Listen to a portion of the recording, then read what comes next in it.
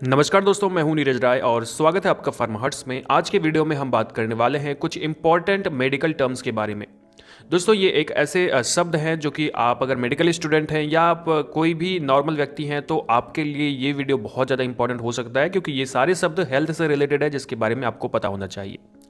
दोस्तों, वीडियो शुरू करने से पहले आपको एक सूचना दे दूं, जैसा कि मैंने अपने पिछले वीडियो में भी कहा था कि हम लोग जल्द ही एक एक्यूप्रेशर स्पेशलिस्ट का वीडियो लेकर के आने वाले हैं। तो अगर आपको एक्यूप्रेशर के बारे में कुछ भी पूछना है, अपनी कोई बीमारी के बारे में पूछना है, हेल्थ के बारे में कुछ जानना चाहते हैं जो कि आप चाहते हैं कि एक्यूप्रेशर से वो ठीक हो, तो आप हमारे कम्युनिटी टैब में जाएं और वहाँ पे हमने एक पोस्ट डाली है, वहाँ पर कमेंट करें। देखिए, वीडियो में कमेंट मत करिएगा, क्योंकि आपके जो प्रश्न हैं वो कम्युनिटी टैब से ही चुने जाएंगे। तो वहाँ पे हमने एक पोस्ट डाला है, वहाँ पर वोट करिए कि हमें इंटरव्यू लेना चाहिए कि नहीं लेना चाहिए, और अपने नाम सहित, अपनी जगह सहित, जहाँ पे आप रहते हैं, अपने क्वेश्चन को आप कमेंट करिए। हम आपके प्रश्न को जरूर पिक करेंगे और इसीलिए वहाँ पे पोस्ट पड़ा हुआ है, तो आप वहाँ पे ज़रूर जाएं और थोड़ा सा आप लोग सहयोग करें। दोस्तों, शुरू करते हैं आज के इस वीडियो की और हम देखते हैं कि कुछ इम्पॉर्टेंट मेडिकल टर्म्स जो आपको पता होने चाहिए। तो सबसे पहले मैं आपको एक शब्द बताता हूँ जो कि कॉमनली आपने देखा होगा कि डिस्पेप्सिया। एक्चुअली अगर आप मेडिकल स्टूडेंट हैं तो आप इसके बारे में जानते होंगे, पर अगर आप नहीं हैं तो शायद ना जानते हो। इनडाइजेशन का नाम आपने सुना होगा। डिस्पेप्सिया का मतलब होता है इनडाइजेशन, यानी अगर आपको अपच हो जाता है तो उसको हम लोग बोलते हैं डिस्पेप्सिया। एक टर्म है जो कि मेडिकली बहुत ज़्यादा यूज किया जाता है।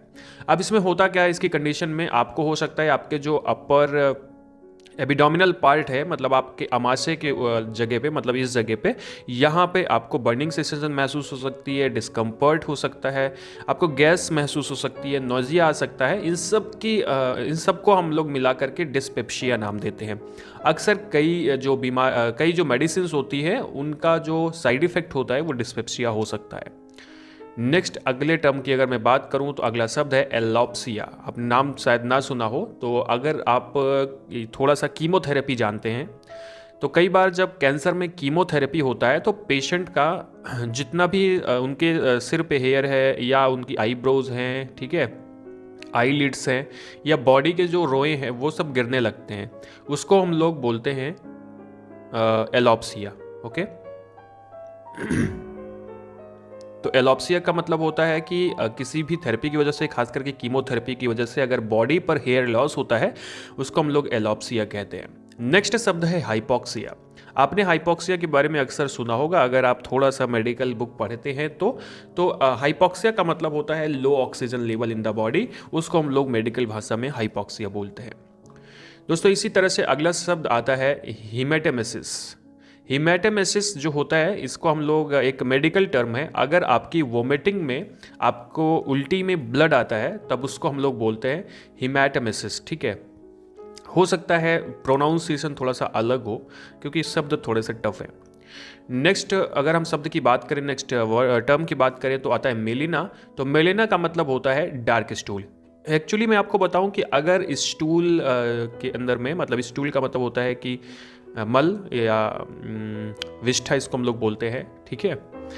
तो वहाँ पे अगर वो डार्क कलर का है, और डार्क कलर का कब होगा, जब आपको स्टूल में आपको ब्लड आएगा तो वो डार्क कलर का हो जाएगा, तो उसको हम लोग मेलिना बोलते हैं। इसी तरह से हीमोप्टिसिस या हीमोप्टाइसिस जो होती है, वो एक शब्द है जो कि मेडिकल शब्द में आता है। खास करके ये तब आता है जब किसी को टीबी इत्यादि होता है तो उसकी रिपोर्ट में लिखा होता है या डॉक्टर उसको लिख करके देते हैं, तो उसका मतलब होता है कि स्पुटम के अंदर, यानी जब आप कफिंग करते हैं, जब आप खांसते हैं तो उस टाइम पे ब्लड आता है कफ के साथ में, स्पुटम के साथ में, तो उसको हम लोग बोलते हैं हीमोप्टिसिस। नेक्स्ट शब्द की अगर बात करें तो अगला हीमेटूरिया। हीमेटूरिया का मतलब होता है कि आपके यूरिन में ब्लड आ रहा है, यानी कि अगर यूरिन में ब्लड आ रहा है तो उसको हम लोग हीमेटूरिया बोलते हैं। देखो, हीमे का मतलब हो जाएगा यहाँ पे ब्लड, और यूरिया का मतलब हो जाएगा यूरिन से।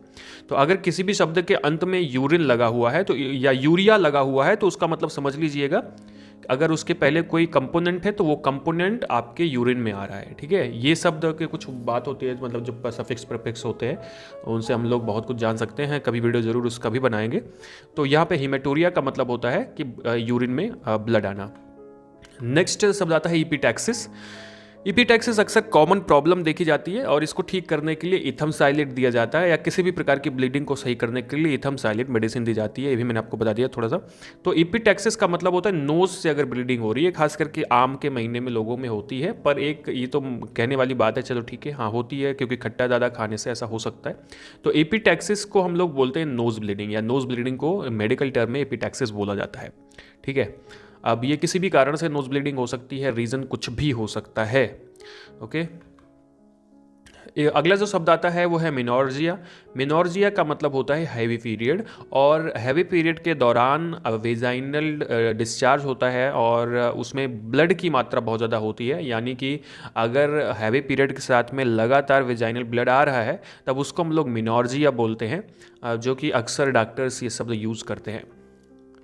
नेक्स्ट जो शब्द आता है वो मेट्रोर्जिया होता है। मेट्रोर्जिया का मतलब क्या होता है? तो मेट्रोर्जिया का मतलब होता है एबनॉर्मल यूटेरस ब्लीडिंग, यानी कि अगर गर्भाशय से ब्लीडिंग आ रही है, एबनॉर्मल ब्लीडिंग है, खास करके चाइल्ड बर्थ के टाइम पे होता है, तो उसको हम लोग मेट्रोर्जिया बोलते हैं। ठीक है, इसमें भी इथमसाइलेट, मतलब हर प्रकार की ब्लीडिंग में एक्चुअली इथमसाइलेट दिया जाता है। इसका वीडियो मैंने आपको बनाया है और आप देख सकते हैं वीडियो को आई बटन पे क्लिक करके।